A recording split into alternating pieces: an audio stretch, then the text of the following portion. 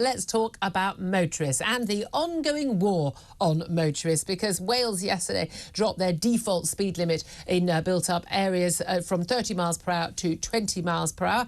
We're told it's to save lives and also apparently somehow gets us to net zero quicker. No, I'm not sure how either, but it could well be a huge economic cost, quite apart from just the general irritation of basically constantly having your foot on the brake pedal to drive around built-up areas. This also, as Rishi Sunak, the Prime Minister, has apparently said that he will push ahead with that ban on the sale of new petrol and diesel cars in 2030. Indeed, there's even going to be a plan to require that over 20% of new cars sold next year have to be electric. What if people don't want to buy electric cars? What if people can't charge electric cars at their homes? We'll talk about all this right now with Howard Cox. He's a founder of Fair Fuel UK. He's also now Reform UK's London mayoral candidate for the election there next year. Good morning to you. Morning, Julia. The war on motorists continues apace. It doesn't matter how much consultation they do, how many times they ask voters what they want, whether it comes to ULEZ in London and those extra charges, or whether it comes to local, low traffic neighbourhoods, or in this case, speed limits. Ask the people what they want. They say, we don't want it, thank you very much. But they do it anyway. What do you make of what Wales has had to do? Well, Julia, I mean, we've had so many interviews over the years talking about the war on the motorist, and the Wales are leading the crass stupidity policy of all, really. 20 mile an hour. You've said it already, eyes off the road on looking at the speedometer. You're not paying due attention. There's more congestion at 20 mile an hour. Yeah. And believe it or not, and this is an interesting one, over 130% more NOx is produced at 20 mile an hour than at 30 mile an hour. So it's not cleaning up the environment either.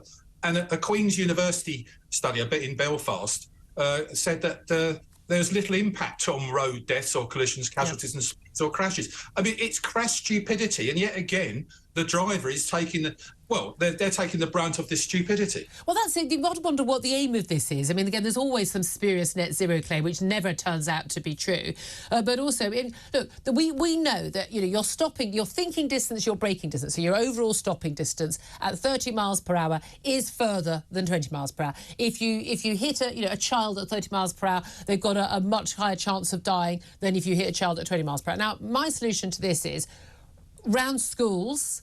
Maybe even, at the time, when kids are coming out of school, maybe for, an hour either end of the day, maybe you could consider doing that in the areas around schools. I always drive more carefully around those hours because we drive carefully anyway, but because you are aware kids could be running out of school and there are more of them around on the pavement.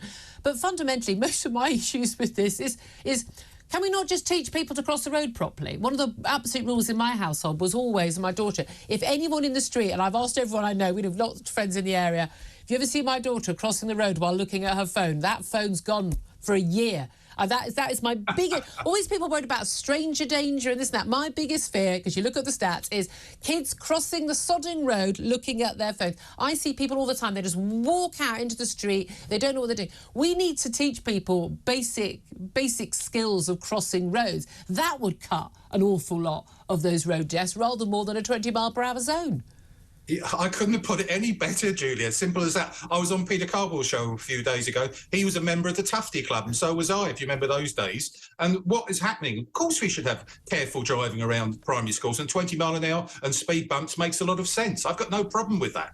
But your point about education, that's being missed by this government. What happened to the days when we used to see teachers taking children out, walking down the road and telling them how to cross the road? Look left, look right, left again. Those sorts of things. We don't see that anymore. My child never ever got any education on how to actually get out on the road, and a lot of other common sense policies. And that's the issue with this. The common sense has gone out of this, and all they're looking at it is to attack the driver because they're easy cash cows, easy to tax, easy to blame. Well, that's the key thing, isn't it? Because you think, well, what's the financial benefit? But of course, people break those speed limits. They often don't realise. And again, sat-navs, a lot of them haven't been updated to say, by the way, you're a 20 mile per hour zone. You often have very big signage, but it's actually, in modern cars, it's actually quite uncomfortable and quite difficult on a clear road ahead of you to drive at that speed. You're just sort of constantly just trying to, you basically have to take your foot off the pedal, which means you actually lose control because you're trying not to gain that speed. But the key thing here is that a lot of this just feels like making life as difficult as possible for motorists as well. So making journey times longer, making it just a more unpleasant experience. Just basically the idea that cars are bad, walking cyclists are good. the reality is most people need their cars. Absolutely right. And to take children to school, for example, especially I live in a rural area, there's no bus that goes there. To get to the nearest school, you need a car, and they need to do that. And invariably, there's poor parking availability, so you get bad parking outside schools. That causes a lot of problems too. The simple thing here is for them to sit around and talk to the biggest stakeholders, the road users, i.e. car drivers, truckers, van drivers, all these people, and get their opinion on how we can improve things. You do not do it by putting these edicts in, like bans, 2030 bans, or cash cars, easy, you know, all those sorts of things, ULEZs, LTNs, we can go on forever, can't we? Yeah. It doesn't stop. But then also we're told, oh, it's terrible because there's just non-stop traffic jams and terrible pollution. You think, no, you did that. I mean, I genuinely thought a few years ago I would run for London Mayor and my only, but totally as an independent, my only policy would be to return the roads to what they used to be sort of 20 years ago. So they're not now. There is so much road space in most cities now, which is now taken up with extra pavements here, extra just, you know, street furniture everywhere. We just aren't using the width of the streets that we've got. And yeah, you can have cycle lanes, you know, where you can, but you know, we're not Amsterdam. We're not a tiny little city, so it doesn't work. In cities where it does work, that's great. Let's do it. But it is sort of quite painful, this idea that somehow what motorists are doing is a bad thing and they need to be stopped from doing it, taxed out of it, forced out of their cars, or punished in some way for it, as opposed to understanding this is the lifeblood of our economy. And most deliveries, you know, most things that we buy in shops, most things we get delivered to our homes, it comes by vehicle. Absolutely right, and I'm glad to follow you in your political aspiration to become London Mayor, Julia. You've got a better chance than me.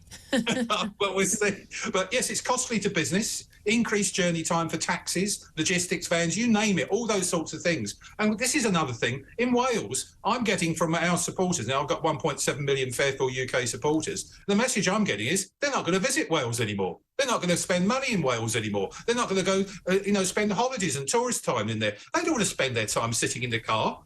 It's absolutely ludicrous. I just don't get where this is coming from whatsoever. But then the conspiracy theorists will say that it's all about WEF and the fact that they want to ruin their lives and all that sort of thing. Yeah, I don't think, again, I've met these people, they're not capable of conspiracy theory. They're not capable of even reading up on the basic topics. So, but can I ask you also about the Prime Minister, as is right now, God knows how much worse it's going to get under Keir Starmer if he gets in, but he's going to push ahead with this ban on the sale of new petrol and diesel cars in 2030. There was some talk about really back on that, simply, you know, even Germany are moving back on that, but simply because, you know, there aren't enough power points for most people to charge, and we know that electric cars, they are sitting in car forecourts. No one wants to buy them.